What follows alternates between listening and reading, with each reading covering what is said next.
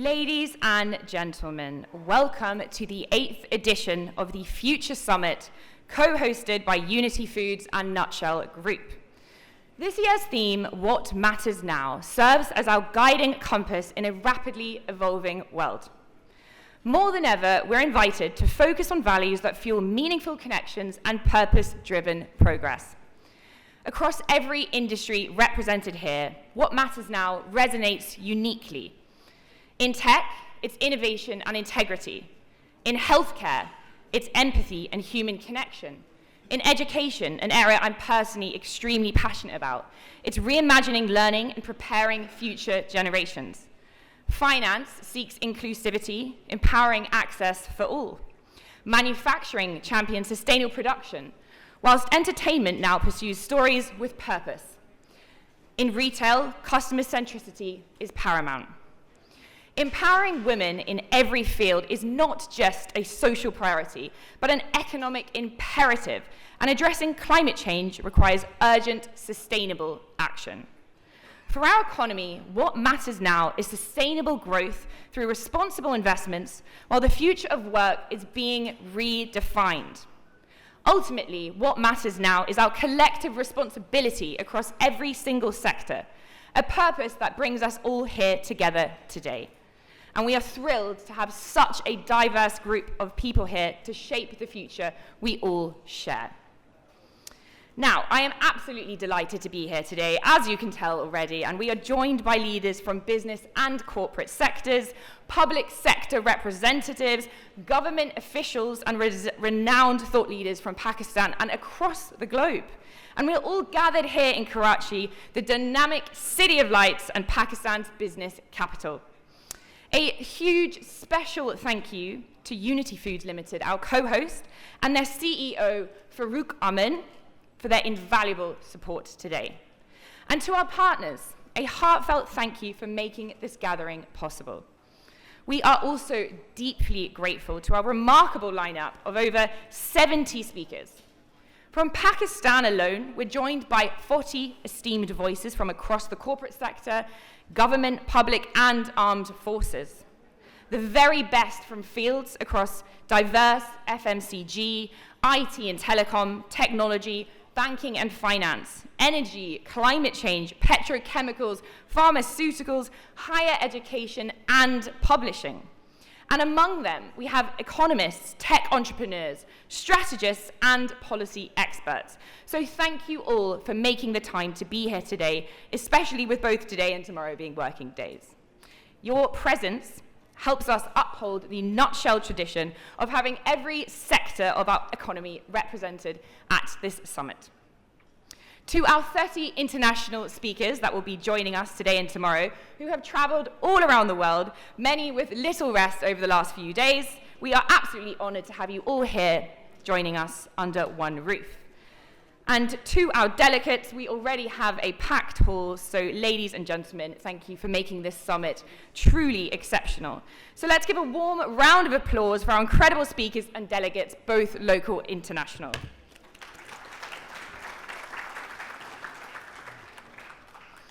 So this year, we gather here today for the 8th edition of the Future Summit, a platform since 2017 that has united leaders, strategists, innovators, and visionaries to address the evolving challenges of the world. And over the years, we have hosted over 500 conferences, seminars, and workshops, engaging more than 4,000 foreign speakers and delegates from around the world, and more than 35 countries represented. We've explored critical themes from leadership to the digital economy to preparing for disruption, and last year's the big picture. Now, this year's theme, as we have discussed, is what matters now, and it is especially vital as we navigate rapid change and new demands across sectors.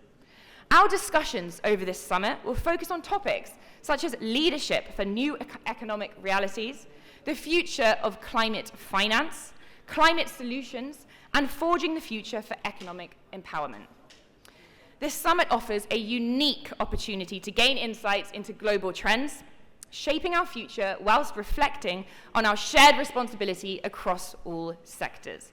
And we look forward to engaging with thought leaders who will inspire us to rethink the future and embrace what truly matters now.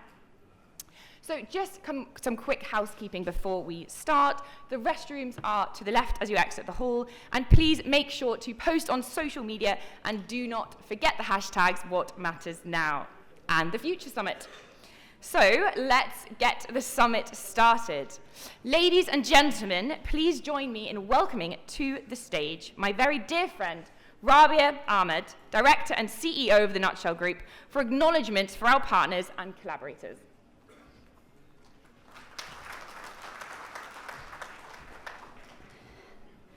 Assalamu alaikum. Good morning, everybody. It's great to see all of you. Such a packed hall, and I always say when I'm in a summit in Karachi that in Islamabad we wake up nice and early. We're in our offices or at venues very early, but in Karachi the culture is a little different. So thank you everybody for waking up early and for making it through the traffic. It's great to see you all. On behalf of Nutshell Group, I'd like to thank all our partners and collaborators, without whose support this summit would not have been possible. I want to say that all of these partners are actually not our sponsors, they are our collaborators. They have provided all-out support, and not just for this summit, but since it started. Also, they own this initiative. They take pride in this collaborative effort of the entire private sector. So they have no demands from us. All we get from them is support, help, and they have their teams sitting here with us today. So first of all, I'd like to thank our co-host, Unity Foods Limited, and I'd especially like to acknowledge Mr. Farooq Amin, CEO, Unity Foods. Then our strategic partners, Faisal Bank Limited and Overseas Investors Chamber of Commerce and Industry, Mr. Yusuf Hussain, President and CEO Faisal Bank and President OICCI. Thank you very much for your support and collaboration. Our technology partners, SAP and TMC. We have 10 banks that are on board with us in partnership to support the Future Summit 8th edition. We have Mizan Bank, Bank of Punjab, Bank Islami, National Bank of Pakistan, Al Baraka Bank, Dubai Islamic Bank, Bank Al Habib Limited, Habib Metropolitan Bank, Mobiling Microfinance Bank, and Easy Pesa Telenor Microfinance Bank. Then the list goes on. Our partners include K Electric, Hilton Pharma, Abacus Consulting, TCS, Systems Limited, PTCL Group, NBP Funds, Al Mizan Investment Management Limited, FarmEvo, Dollans, Fauji Fertilizer Company, Mari Petroleum Company Limited, Pakistan Mercantile Exchange, PMEX, Central Depository Company Pakistan, Infrazamin Pakistan. Our research partners are S&P Global. Our knowledge partners are KPMG and ACCA. Our academic partner is the Institute of Business Management. Our outreach partner is VCAST, and our sustainability partner is Spectre. Well, that was quite a list. So please join me in giving a huge round of applause to all our partners and collaborators. Thank you very much. Thank you, Rabia, and again, a huge thank you to all our wonderful partners. So, to kick off day one of this event, I would like to introduce to you the esteemed Mohammed Azfar, who is responsible for bringing all of you together here today and online all around the world. Now, Mohammed Azfar is the man behind this annual summit, and the Future Summit, it is really his brainchild. He is the founder and chairman of Nutshell Group, and he is the former Minister of State and the chairman of Board of Investment. He is recognized as one of the most influential connectors in Pakistan's corporate and business circles and the global community of investors. He is a strong advocate for improving the investment climate in the country, and with extensive connections among the leadership of several countries, Azfar is currently working with the governments of the Kingdom of Saudi Arabia and Uzbekistan. Azfar frequently contributes to prominent national and regional publications and digital platforms. He founded the Corporate Pakistan Group and serves as the president of the Marketing Association of Pakistan, reflecting his deep involvement in the country's corporate and business sectors. Ladies and gentlemen, please join me in giving a very warm welcome to Mohammed Azfar Ahsan.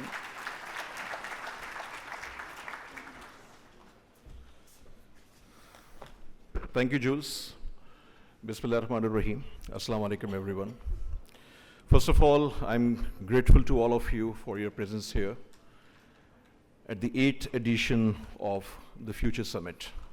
We started the summit in 2017, and without any interruption, we continued this annual summit of knowledge sharing, the community of national and international leaders under one roof, Movenpick Hotel, Karachi. In addition to this, we are also hosting the Leaders in Islamabad Business Summit. We hosted 7 editions, except the COVID year, 2020. And this is our contribution for the human capital of Pakistan. And this is a forum for exchanging ideas, sharing knowledge, wisdom, case studies, practices, and some hard talks as well. So I'm grateful to Federal Minister for Finance and Revenue, Senator Mohammad Aurangzeb, for his presence here. I'm grateful to all our learned speakers, my friend and brother, and the UAE Consul General, Dr. Bakhit, my brother Farooq Amin, Yusuf Hussain, the chairman of WION Group, Augie, and my friend Khan, the group CEO of WION. My friend Dr. Raza Bakir, especially I invited him. He is speaking in the next session. And when he was the governor of State Bank, we worked very closely, especially for RDA and many other projects. So I'm grateful to you for your presence here.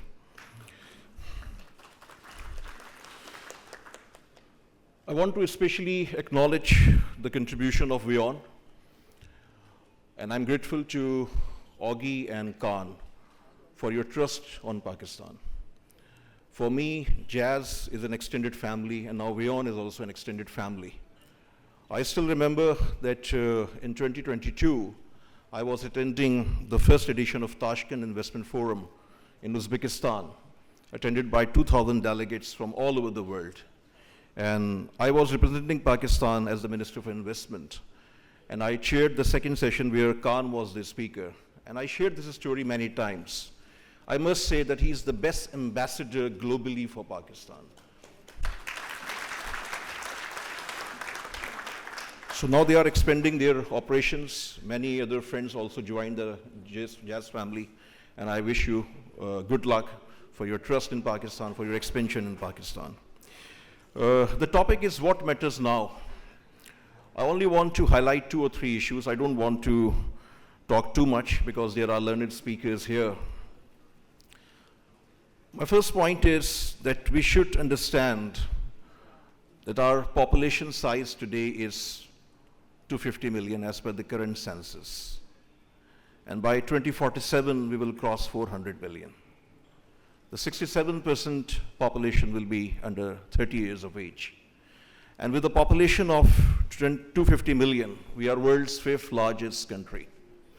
So this means that we are not a small European or Central Asian or Far Eastern or Middle Eastern or African country. We are world's 5th largest country. So what matters now, or what is the need of the hour, is to design a country's strategy and to work on long-term policies. I think this is the biggest challenge here, despite all the opportunities. I believe, and I believe firmly, that Pakistan is genuinely a land of opportunities. I worked very briefly in the government, and I'm working closely with several governments. I believe that in every sector of our economy, there is an opportunity. The population size is one thing, but there is genuinely an opportunity. The strategic location is good, everything is good. But what is the problem here? I want to share 1 or 2 numbers that in last 25 years, we attracted $49 billion as the net FDI. This is a State Bank of Pakistan number. I'm talking about the inflows after all the outflows. So per annum is $1.92 billion. Our GDP is around $376 billion. And as per the overall estimates, the GDP, your FDI should be 3% of your GDP. So what is happening, and I believe that in every government the performance is same, the number is same. From 2000 to 2008, during General Musharraf's year, we attracted $18.9 billion. From 2008 to 2013, during PPP tenure, we attracted $9.7 billion. From 13 to 18, during PMLN tenure, we attracted $10.3 billion. During the PTI tenure of 3 years and 9 months, we attracted $7.7 billion. Then one was the PDM-1 government for 1.5 years, and we attracted $1.55 billion. During the caretaker government of Senator Cocker, we attracted $855 million. And till today, the number is around $49 billion. So the story is same of every government, despite the potential. What is missing is the complete focus on your existing investors. When I joined the government, I emphasized that we should focus 80% on our existing investors, including all the foreign investors, as well as the Pakistani investors, the large size, the mid size, the SMEs. Today, I believe it should do 90% focus on our existing investor to fix the business and investment climate in the country, to facilitate the existing investors in Pakistan. We should work on FDI in the parallel, but when your existing investors will be satisfied in next 2 or 3 years, trust me, the FDI will be increased. There is no rocket science, but the local story is very important. The motivation of Pakistani investors, the motivation of existing investors is very important. And every government is doing their effort. This government also doing effort. SIFC is doing effort. But we need a special focus on our Pakistani investors. There is too much mantra of FDI, FDI, FDI from Saudi Arabia, from China, from many other countries. And trust me, Saudi is a real story. I'm working very closely with the Saudi government and few friends in Saudi Arabia, with the investment minister of Saudi Arabia. They genuinely believe in investing in Pakistan. Now this is the question that how we can attract or finalize the deals, because only MOUs are not enough. Signing the contracts is very important. I personally believe that there is an opportunity to attract few $1 billion every year from Saudi Arabia. They invested $21 billion in last 5 years in Uzbekistan, a country of 35 million. We are a country of 250 million.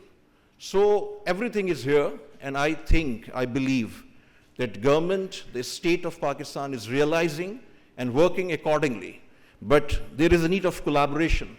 And I believe that the B2B investment movement should be led by the private sector. Government's role should be to make the policy and to facilitate the investors, to make the enabling environment for investors. But the private sector should lead. Organizations like PBC, Pakistan Business Council, Ahsan Malik Saab is here, and organizations like OICCI, Yusuf Hussain, and their many members are here. They should be empowered with other chambers, with other business council. So this collaboration amongst the political government, the business, the military, and the bureaucracy, this is the need of the hour. So we need a policy for 20, 25 years, not the policy for next 1 month, or 6 months, or 2 years, or 3 years. So this is my critical feedback, and this is matter for all of us. This is a matter for focus from the state of Pakistan. And one more point I want to highlight here, that we should focus on education beyond lip service.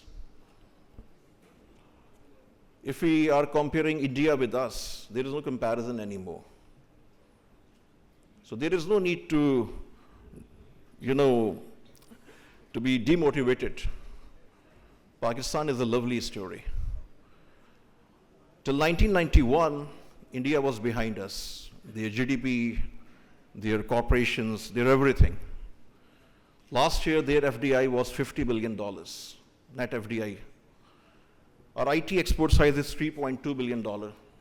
Their IT exports today is $200 billion. The overall IT size is $270 billion. There are 50 plus Indian nationals who are the CEOs of the multinational corporations, the global CEOs. What is the difference? I believe that there are only 2 points which need to be addressed. One is their education infrastructure. What happened in the last 33 years in India? This is because of their education infrastructure, what they built in the last 60, 70 years. This is not about only IIMs and IITs. This is overall in education infrastructure. And the second important point is the continuation of governments for complete tenures. And I believe that whoever is in the government, we should support. Pakistan is genuinely first. PTI or PMLN or PPP are not first. Their leaders are not first. This country is prime. This country is supreme. So we should support the government. And government should understand, any government, I'm talking about the state of Pakistan. I'm not talking any specific government. But this is the need of the hour. If we are comparing, if we are learning from a neighboring country, I think we should learn about these two things. So education is beyond lip service. Education, education, and education. Today, in my opinion, our youth bulge can become a real asset. But today, 28 million kids are out of school. The state of Pakistan is not providing them education, and the state of Pakistan is not providing them the vocational training. And number will be doubled in the next 10, 15 years. So this is a time of big rethink. This is a time to do the commitment, to do the collaboration amongst all the stakeholders, beyond politics, for the sake of Pakistan. So this is my second point. And third point, I want to share after the investment and education.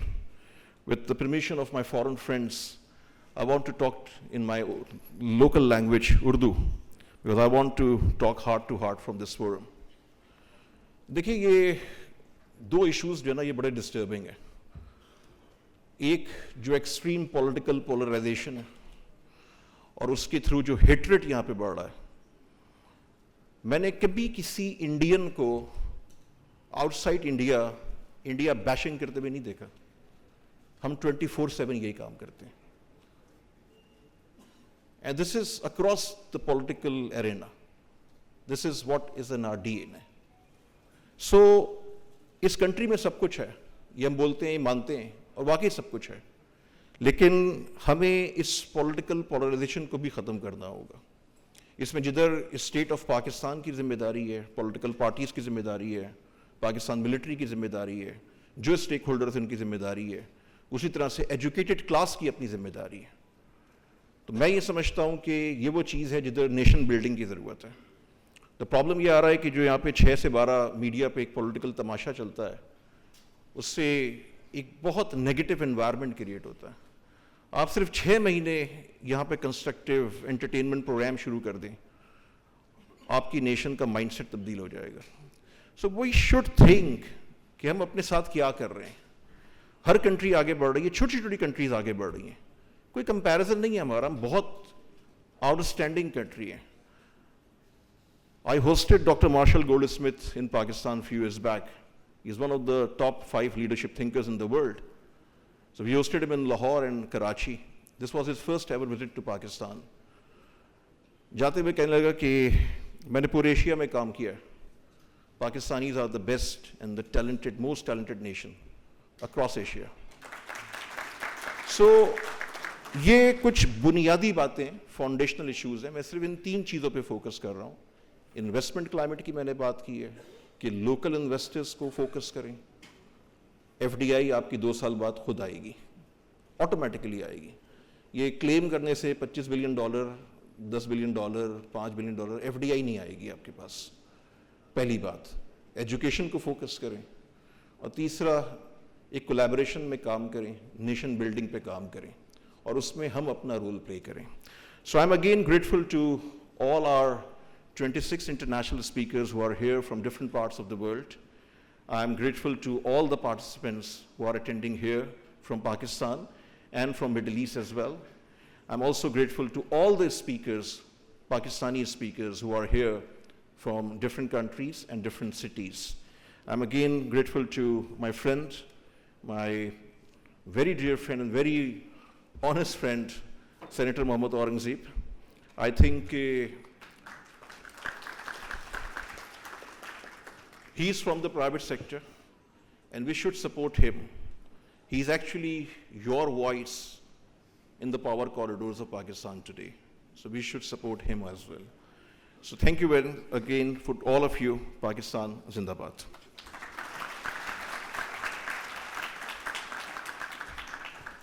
Thank you so much, Azfar, for such insightful and meaningful words to start off this conference. The future of Pakistan is certainly looking bright, and with more focus on investing and education, that is absolutely undoubted. And gatherings like these, everybody here collaborating today, is what truly makes an impact. So thank you for bringing everyone here together today.